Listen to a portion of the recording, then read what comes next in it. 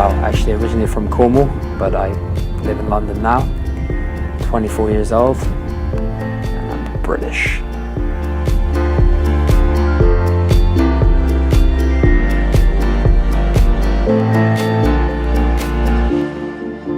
An amazing place, which is like, for me, where I did the majority of my training. A lot of people always say like, oh Andrew, you said you used to train 10 hours a day, 12 hours a day.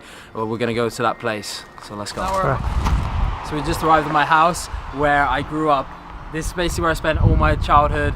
But I used to train here something like 4 or 5 hours a day at least. Maybe 6, 7 hours sometimes a day in here. When it got dark, at say in the winter it's dark at 4 or 5, I would train here maybe until midnight, something like that, after training for like 5, 6 hours. Oh man, this house has changed so much, man.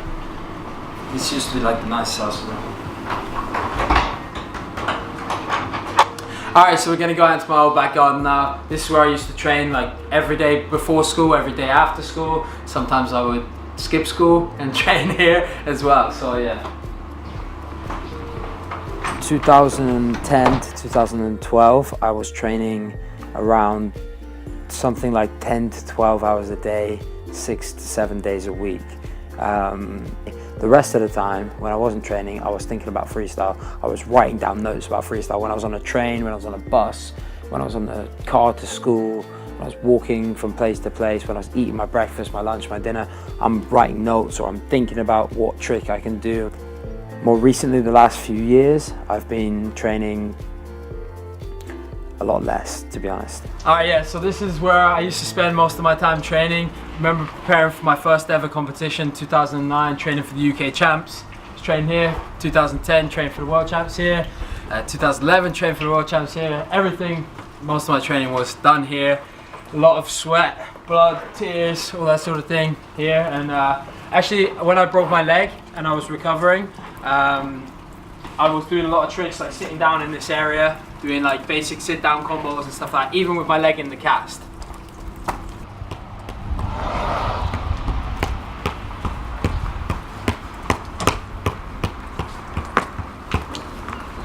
Oh!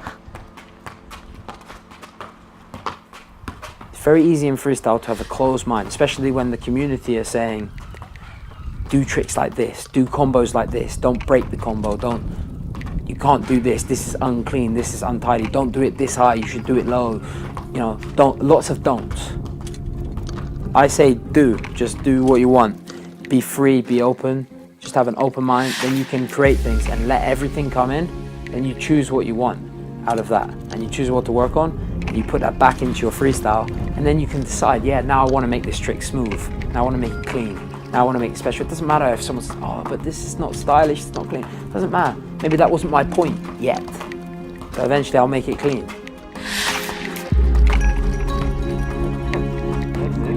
No one else has ever motivated me. I'm self-motivated. I motivate myself because I want to get better every day.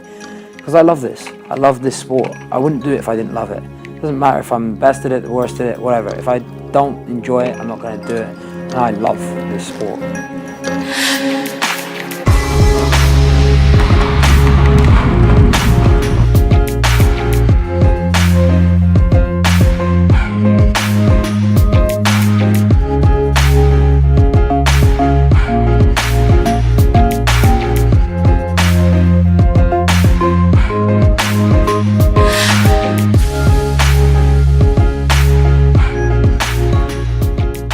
Okay, so in the beginning of 2009, first day of February, actually it started to snow here. It was a really random day, it started to snow, which is really rare here. And I decided when I was training here to hang upside down from there. And I was like, wow, this is easy. I could even do tricks like this, and then I'll move to one hand. I was like, yeah, it's easy. I tried to do some fingers. I don't know what I was thinking. And just bam, dropped down, tucked in my chin at the last minute, landed on this shoulder. And as you can see, I paid the price. So yeah, I got this scar here, got a metal plate going all the way down into here, 9 metal screws going across there. So yeah, was out for a bit. Besides freestyle football, I love to play so many different things, so many different sports. I used to play table tennis, rugby, football, But now I'm really into martial arts. I train lots of different martial arts, kickboxing, boxing, judo, jiu-jitsu, Muay Thai, and then MMA. So yeah, I really like that sort of thing because I really like the sort of movement sports where you're training the movement of the body, control, balance, timing, precision, working on your athleticism, that sort of thing. I really like doing things that are dynamic, that are, you know, I like yoga, that sort of thing.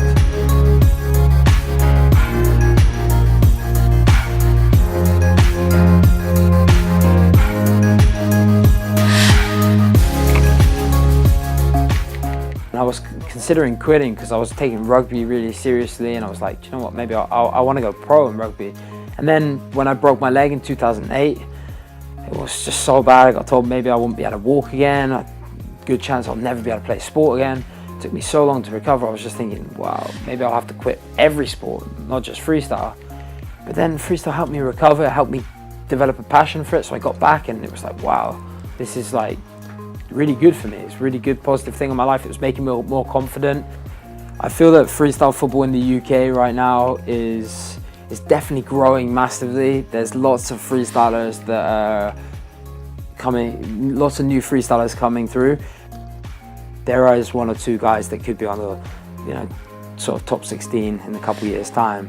So they'll be breaking through and they'll be pushing me, and as I get older I'm gonna have to work harder, and it's gonna be a good challenge, but I'm ready for it and I'm excited because that's what I want, people to push me from my own country. I want Team GB to be strong, you know, I want us to represent on the world tour, I want us to be many guys, you know, that's what I want. So the business of freestyle football is performing at different events, corporate events, halftime shows at football pitches, festivals, and more recently, yeah, commercials with Neymar, Messi, Beckham, famous football players. As a person, I don't think he's changed. And thinking of him as a superstar is just something that never really crossed my mind. It's quite surreal, isn't it? Yeah. It feels strange to see his videos and think, we know him. It's quite bizarre. It's amazing though. He's done amazing. It's odd when we see him on on TV and what have you, on adverts. Like the Shaw advert, that was weird to see him. We were like, oh my gosh, it's Andrew.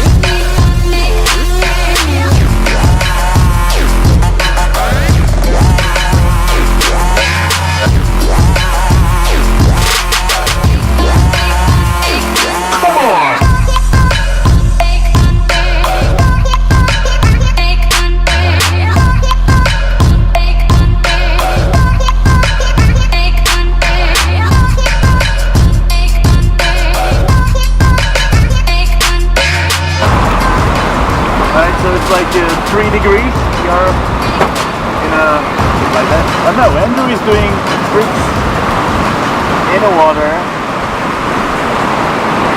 3 degrees. The edge of the carnival. When there's different songs, different beats, different types of music, different environments, different weathers, all these type of things, these type of different factors, they change my freestyle and I adapt. So I'm an adapter and I'm spontaneous in the moment. When I go in competitions against some of the best guys, they're doing sets. They're doing this set where they've planned that, this set where they've planned that, this set where they've planned that. And I'll go and I'll do something that I've never done before, a mixture of tricks that I've never done before, and it can still match that just because I'm being spontaneous and reacting and being real in the moment. Andrew first had a ball I think probably when he was about 6 months old, and I can remember him playing with the ball when he was 12 months, 18 months old in the garden. So he's always had a ball.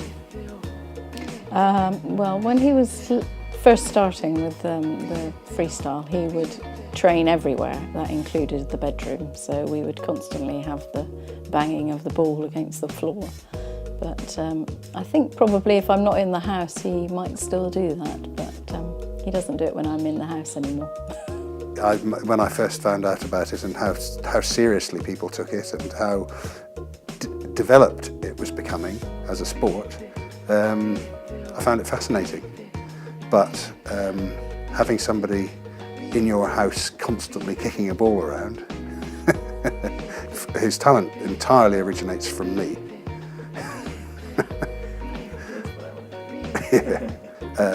It allowed him to flourish as an athlete and as a person.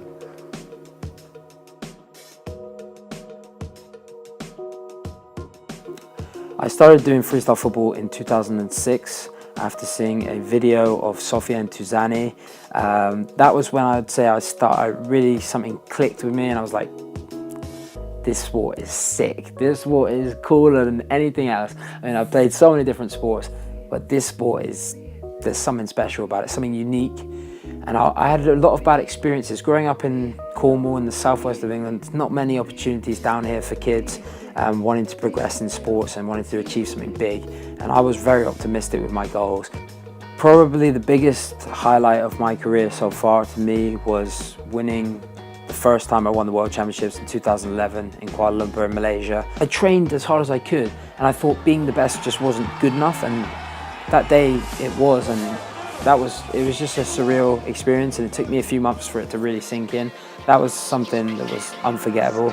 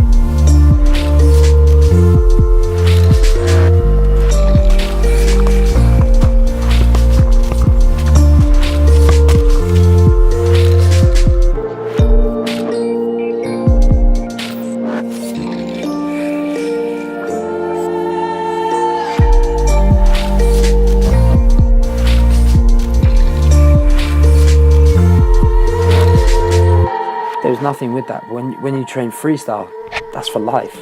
You can always go back to it. You can always do it again. It's so complex, so detailed, so diverse, so many parts to it. But at the same time, it's so simple. Once you know it and you're in it, you have that for life, and you can always come back to it and do it. It's like running. It's like going on a run. You can always just come back to going on a run because it's that simple. The freestyle's complex, but it's simple at the same time, and that's why it's important that it's taught the right way. I'm on my own journey, and I want to break my own records. Now I'm going back to break my own records. I won the World Championships over 4 years. I won all the major championships. I want to do it all in 1 year.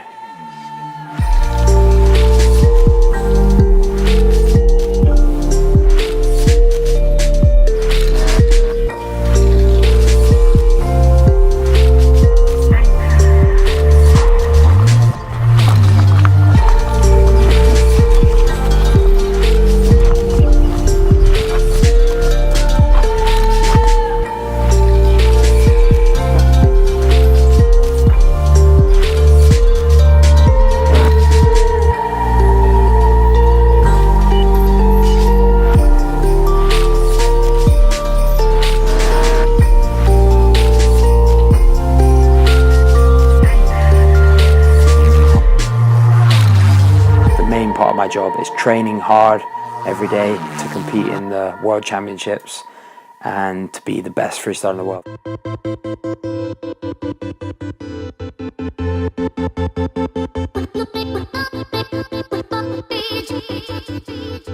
Thank